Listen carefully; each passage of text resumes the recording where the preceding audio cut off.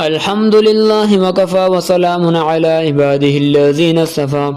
حدیث نبی قال رسول اللہ صلی اللہ علیہ وسلم افضل الجہاد من قال کلمۃ حق عند سلطان جائر۔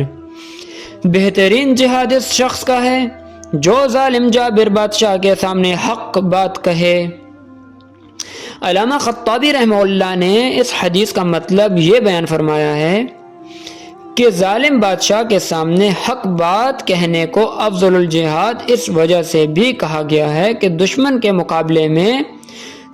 مقابلے کے وقت دونوں باتیں ہو سکتی ہیں، نمبر 1 جان بچنے کی امید اور نمبر 2 ہلاک ہونے کا خوف، مگر ظالم بادشاہ کے سامنے حق بات کہنے والے کو ہلاکت ہی کا خوف ہوتا ہے، بچنے کی امید نہیں ہوتی۔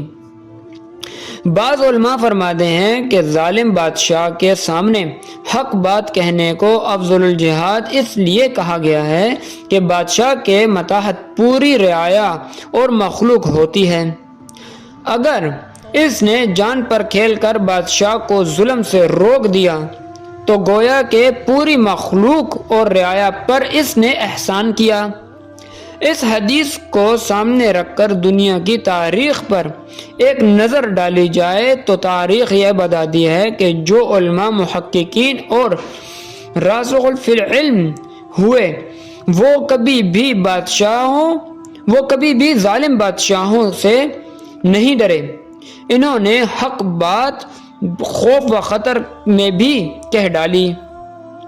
حجاج بن یوسف کی تلوار اور صفاقی کے واقعے سے کون نہ واقف ہوگا، مگر علماء اظہار حق سے اس کے زمانے میں بھی باز نہ آئے۔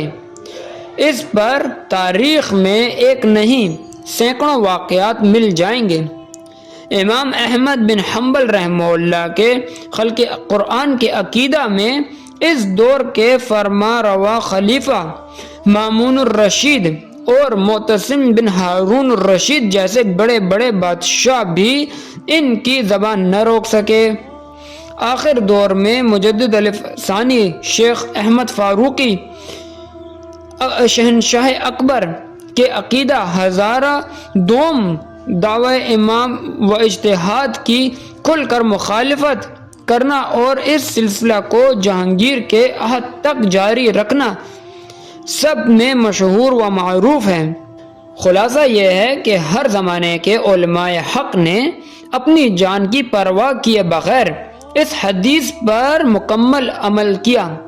اللہ تبارک و تعالی ہمیں ہمارے علم کو، ہمارے دین کو، ہمارے اندر ہمارے ایمان کو اتنا مضبوط فرمائے کہ ہم حق کی بات چاہے ظالم ہو اس کے سامنے، چاہے مظلوم ہو اس کے سامنے، ہر کسی کے سامنے ہم حق کی بات کہیں بنا خوف و خطر کے۔ اللہ تبارک و تعالی ہمیں بات سمجھنے کی توفیق عطا فرمائے۔ وآخر الدعوانا ان الحمد للہ رب العالمین۔